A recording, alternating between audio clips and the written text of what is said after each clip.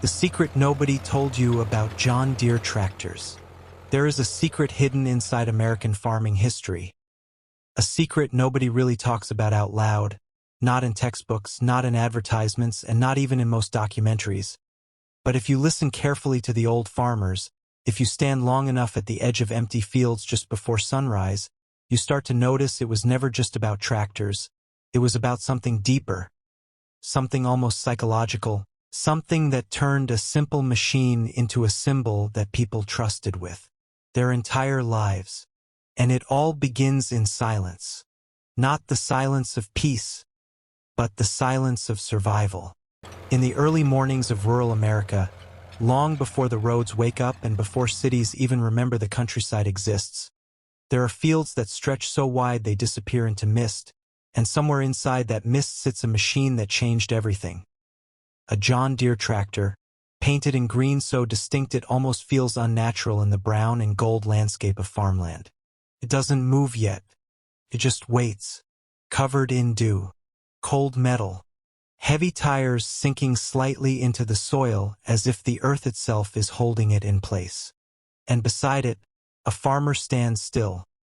Not young, not old, but shaped by years of weather, debt, seasons, and loss. Staring at the machine like it is something more than steel. Because for him, it is. And if you're watching this right now, subscribe to the channel because what you're about to hear is not the version they teach in school. And you don't want to miss what comes next. The secret starts with a simple question that almost nobody thinks to ask. Why did one tractor brand survive longer in memory than almost every other competitor in American history? Because make no mistake, John Deere was not alone. Across the same fields, in the same decades, there were machines from companies like International Harvester and others fighting for the same soil, the same farmers, the same future. But something unusual began happening over time. Farmers didn't just buy tractors. They stayed with them. They formed loyalty that didn't behave like normal consumer behavior. It behaved more like belief. And belief is dangerous in an industry as unforgiving as farming. Because farming does not care what you believe. Cares if the machine starts. Cares if the rain comes too early or too late. Cares if the soil is too dry or too wet. Cares if a season decides to break you. And yet, in spite of all that unpredictability, certain machines began earning reputations that felt almost unreal. Stories started spreading in small farming towns. A tractor that started even after freezing nights. A machine that kept working even when others failed under heat. A repair history that was shorter than expected. A durability that felt consistent. And slowly, without announcements or ceremonies, something shifted. Not in advertising, but in conversation. At gas stations. At grain silos. At church parking lots after Sunday service. Farmers began saying things like, "That green one, it doesn't quit." And in farming, those words matter more than any marketing campaign. Because out here, reliability is not a feature. It is survival. The first shift. By the time the Dust Bowl era arrived in states like Oklahoma and Kansas, farming was no longer just difficult. It was collapsing under the weight of environmental disaster. The sky itself turned against the land. Winds carried soil like smoke. Fields disappeared overnight. Families covered their windows with wet cloth just to keep dust out of their lungs. And in that chaos, machines were tested in ways no factory ever truly imagined. Some broke instantly. Some struggled. Some survived just long enough to matter. And in those years, survival became the only measure of value. Not brand. Not design. Not price. Survival. That is where the reputation hardened. Not into marketing, but into myth. And myths are much harder to compete with than products. Because a product can be improved. But a myth spreads on its own. And once it spreads far enough, It becomes truth in people's minds even before it is proven again. The strange thing about farming is that it doesn't just test machines. It tests people in slow motion over years in ways that are almost invisible until everything suddenly breaks at once. And by the time most farmers realized what was happening, it was already too late to easily change direction. Because somewhere between survival and routine, something changed in American farming. And loyalty was born. Not the soft kind of loyalty people talk about in marketing, but the kind that gets passed down like land deeds, like family names, like stories told quietly at night in kitchens lit by a single yellow bulb. In rural towns across Iowa and Nebraska, farmers didn't just choose machines anymore. They inherited them emotionally. A grandfather would point at an old barn and say, "That's the tractor that kept this place alive." And the grandson would grow up believing it, even before he ever touched a steering wheel, even before he understood what failure in farming actually looks like. And if you're watching this right now, subscribe, because this is where the story stops being about machines and starts becoming something you don't hear anywhere else. Because loyalty in farming is not harmless. It has consequences, real consequences. There were years when farmers stayed with equipment that no longer made economic sense, not because they were stubborn without reason, but because switching felt like betrayal. A betrayal of history, a betrayal of identity, a betrayal of the only machine that once pulled them through a season they thought they would not survive. And this is where the reputation of John Deere quietly deepened, not because every machine was perfect, but because in enough critical moments, it was present when others weren't. But the truth nobody says out loud is this: once a machine becomes trusted, it becomes emotionally protected. Farmers stop judging it like equipment. They start defending it like family. And that is where logic begins to lose its place. Because competitors didn't just lose sales. They were fighting something harder than engineering. They were fighting memory. Machines from companies like International Harvester were often just as capable, sometimes even more powerful, sometimes more affordable. But perception had already begun to settle into the soil of rural America like dust after a storm.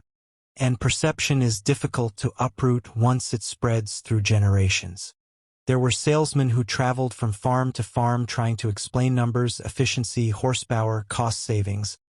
But in many cases, they were not speaking to a decision-maker in the present. They were speaking to a history that already made the decision years ago. A history built in barns during freezing nights, in fields during broken harvest seasons, in moments when a machine either started or it didn't. And in farming, that difference is everything.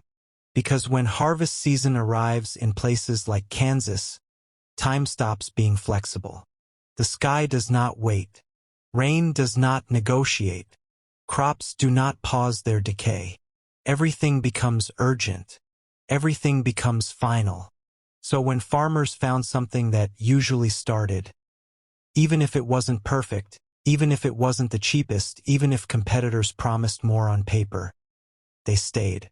Not because they were irrational, but because they had lived through the cost of uncertainty. And uncertainty, once experienced at the wrong time, becomes something you avoid for the rest of your life. That's the part outsiders never understand. They think farming decisions are about tools. But most of the time, they are about fear management. And in that world, reliability becomes more valuable than innovation. But there is a hidden tension here. Because loyalty, when it becomes too strong, starts to blind people. There were moments in farming history where farmers admitted quietly that they knew other machines might have been better in certain situations, but switching felt impossible. Not financially impossible, emotionally impossible. And that emotional weight created something powerful across American agriculture. A kind of silent brand gravity, where one name slowly pulled everything toward itself over decades, not by force, but by familiarity. And once that familiarity spread across enough generations, it became normal, expected, almost invisible, until you realized you couldn't imagine farming without it. And that is where the secret begins to take shape. Because if a machine becomes too trusted, you stop seeing it as a machine at all. You start seeing it as part of the land itself, part of the routine, part of survival. And once that happens, the line between equipment and identity disappears completely. If you're still watching this, subscribe and share this video, because what happens next goes deeper into how farming loyalty turned into one of the most powerful industrial forces in American history, and why breaking it was almost impossible even when the world changed around it. The problem with trust is that once people depend on it long enough, they stop noticing how much power they've handed over. And by the late 20th century, something enormous was quietly happening across the farmland of America, something most people outside rural communities never saw because it didn't happen in one dramatic moment. It happened slowly, season after season, machine after machine, until one day farmers woke up and realized the entire industry no longer looked familiar. The old tractors were disappearing. Not immediately, not all at once. But little by little, the machines that once felt mechanical and understandable were being replaced by something colder, something smarter, something far more complicated. And at first, farmers loved it. Why wouldn't they? The new machines were faster, stronger, cleaner, more comfortable.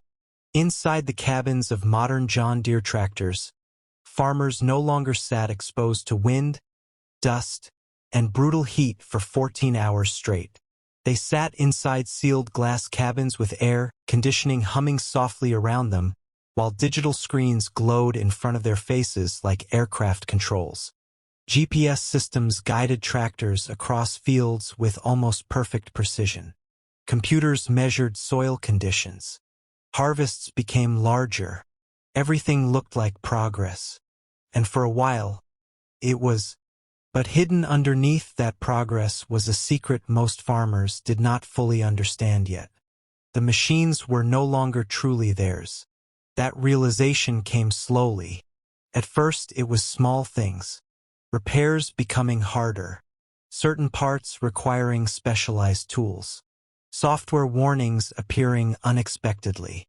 Engines functioning perfectly, yet refusing to operate because a system somewhere inside the tractor decided something was wrong.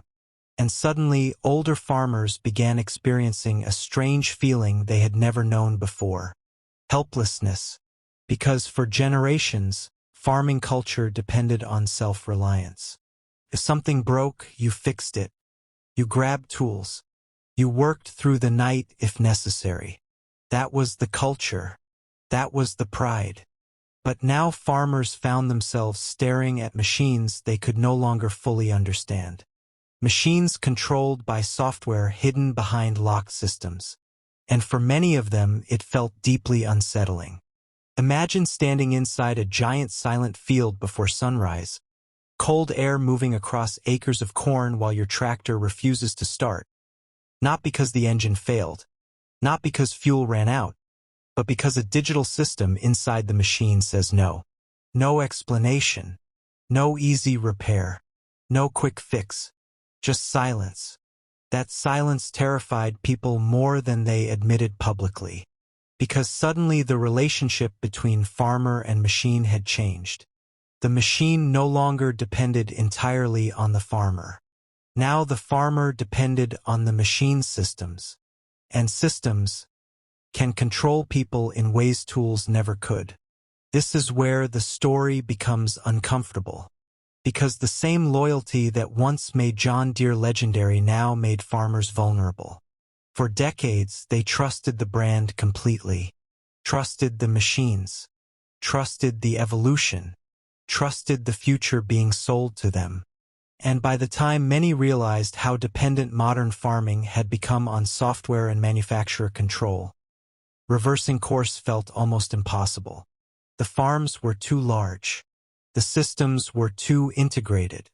Some farmers described it as feeling trapped inside modernization itself. And still, they kept buying the machines. Why? Because farming leaves very little room for hesitation. When planting season arrives, decisions must happen immediately. When harvest season comes, delays become disasters. So even frustrated farmers often stayed loyal because uncertainty was more dangerous than frustration. That's the hidden psychology nobody outside farming really understands. The fear of losing a season is stronger than the desire for independence. And companies knew it. By the early 2000s, the image of the American farmer had changed completely from the old photographs people romanticized. The dusty mechanic covered in grease repairing engines by hand inside a wooden barn was disappearing. Now farmers operated million-dollar machinery guided by satellites moving across fields so large they looked endless from the sky. And yet, strangely, the emotional pressure remained exactly the same.